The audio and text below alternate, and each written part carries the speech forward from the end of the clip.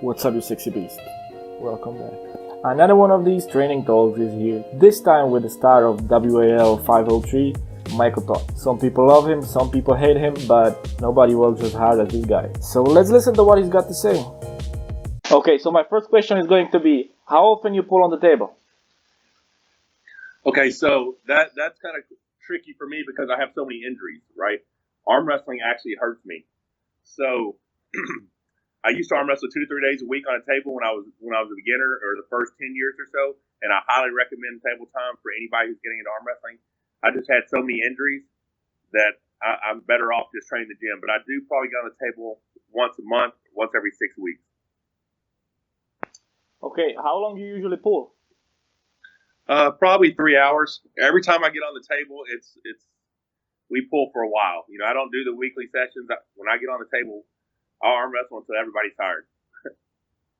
Okay, so can you be a little bit more specific? How does it look on your table session? Do you have like specific days? If you pull once in that long time, it's probably not that specific, but how does it look on your sparring session? Okay, so I don't know if I fully understand the question, but when I have a practice, or whenever I'm on the table, I practice exactly the way I'm gonna. I don't do slow pulls. I don't try different. I'm not gonna sit here and say, okay, I'm gonna try this. Like, I'm gonna set up and we're gonna say go, and we're gonna go hard. We're gonna go fast, right? Now, if I'm too strong for the guy I'm pulling, I'll hook up inner tubes or bands, and I'll pull bands and the guy at the same time. But I always practice ready goes. Sometimes I'll do a 2-go. I'll let them hit, then I'll hit. But I feel like you should arm wrestle. You practice the way you're gonna arm wrestle. I think if you start practicing slow and catching people, when you go into a tournament, you're going to end up being slow and you're going to catch people. I'd rather practice hitting. Do you practice King's move on your regular sparring session? No. Okay. So I don't train the King's move. I don't practice King's move. What I'm trying to do, what it is for me, is I want a top roll, right? I want a top roll. So everything I do is to work my pronation, up pressure, back pressure. If I'm pulling someone really strong, that ends up breaking down into a King's move, right? I don't. People ask me all the time, how do you train? How can I train a King's move? How can I make my King's move stronger? I don't train a King's move. I tell people you need to have strong pronation and strong back pressure, right? Because all I'm wanting to do is top roll somebody. It's just when they're really strong, it extends me out, right? And for me to, the other thing that a lot of people don't understand, the reason I have to drop so low is because I have a limited range of motion in my right arm. It won't come any closer than this. This is as close as I can get to my shoulder. So if I want to create height, I have to drop my arm down to get higher. Drop my shoulder down to get higher. Question for you is going to be, how often do you train in a gym, at home, in the workout park, wherever you train? Okay, so I weight train. I do weight training circuits 5 days a week. One is going to be chest, one's going to be back, one's arms, one's shoulders, and then there's a leg day. Now, I do cardio every day. Now, my cardio circuit, leading up to a match until a week before a match, is always going to be battle ropes, reverse wrist rolls, forward wrist rolls, jumping jacks, and then bounce, jog in place until it gets to 2 minutes, and I repeat that for 30 minutes. So it's 15 rounds. And it's all hand, wrist, forearm, plus cardiovascular. Once I get a week out, then I just do traditional cardio, whether I'm jogging in place, I go for a run or a walk, or I do a treadmill or elliptical or a bicycle. But I do that every day. And then I rope pull with my rope pulling machine. I do that 7 days a week. So I weight train 5 days a week. I do cardio circuits 7 days a week, and I rope pull 7 days a week. So you train a lot. Yeah, I mean, it's not long sessions. Like my cardio session is 30 minutes. My workout session is my weight training session is about 15 minutes, and then I rope pull for 15 minutes. Okay. So I don't spend a lot of time. I'm not in the gym for a long time. When I'm in the gym, I'm working the whole time. What's the ratio for you between your weightlifting training, like a regular gym stuff, and specific stuff for arm wrestling? Okay, so the only specific stuff, I don't have a specific stuff for arm wrestling session. I just do it in my circuit, right? So I do my reverse wrist rolls, my forward wrist rolls. The battle ropes blow your hands up, especially after doing all the forearm work. And then I do country crush whenever I do back exercises. So it's working my hand and wrist, and then every workout session, I have cable pulls, and I'm either doing the 3-inch Raptor for cupping and drag hooking, or I'm doing the art arm handle spun into a top rope, working a top rope. The other thing I do that's arm wrestling specific to me is the rope pulling machine. So what helps me with my pronation is the rope pulling machine, and I do that 7 days a week.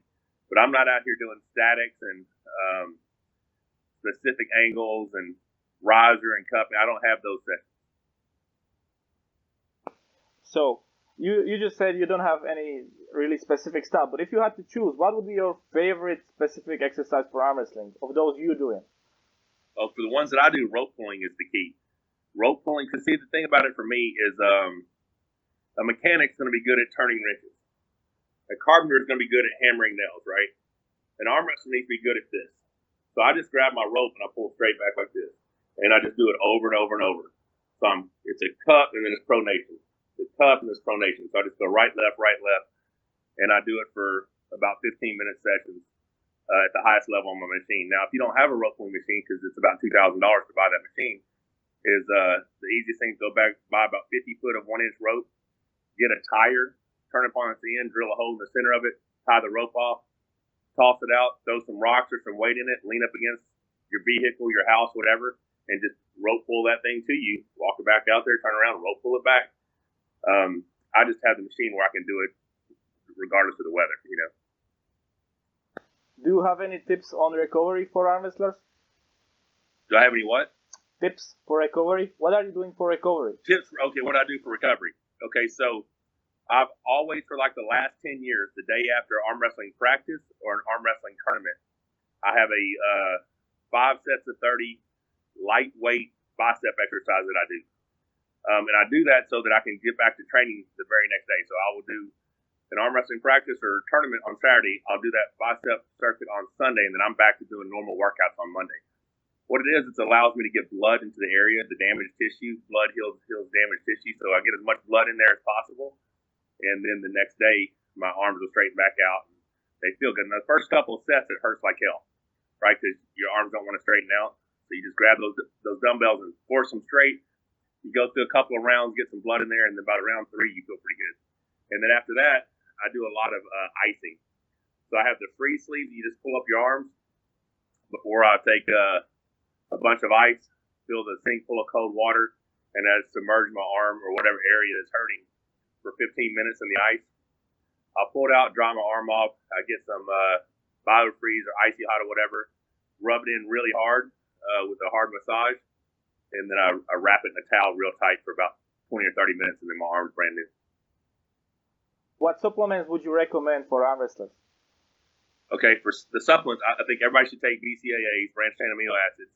I take glutamine, glucosamine and chondroitin, for your joint. And then I think everyone needs to have their protein intake. Your nutrition doesn't have to be perfect. Like, you're a lean guy, so you don't really have to make sure your nutrition is perfect to stay lean and have abs and stuff. But I still think everybody needs to have protein to help their body recover, right? So I take in at least 1 gram of protein per pound of body weight, sometimes 1.5 grams.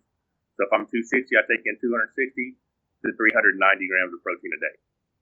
My carbohydrate intake depends on whether I'm trying to lean out or if I'm needing fuel for my workouts. It goes from probably 250 carbs to 600 carbs a day, just depends. But I'm a big believer in supplementation and good nutrition. And my last question, this one is a little bit weird, but it's my favorite one. If you could go back in time and give yourself, when you were a beginner, just one tip, what would it be? If I could go back in time, I would tell myself to train my hand and wrist more. When I was new in arm wrestling, this is my 29th year, so I started in 1990 when I was 17 years old, and I had a really strong arm. I had a real strong hook, a good shoulder press, but my hand and wrist was always vulnerable. And I never really took it to heart that I should train my weakness. I just kind of trained my strength to make it stronger. I think if I could have went back and trained my hand, taught my younger self to focus more on my hand and my wrist and back pressure, I would not have incurred as many injuries as I did, because a lot of the injuries I have is because my hand and wrist would get compromised, but I was too stubborn to quit. So I would be in these horrible positions inches from the pad, and then I'd just find a way to pin somebody. But in the process, I was doing horrible damage to arms. So if I could go back and tell my younger self, it'd definitely be focus on your hand and wrist.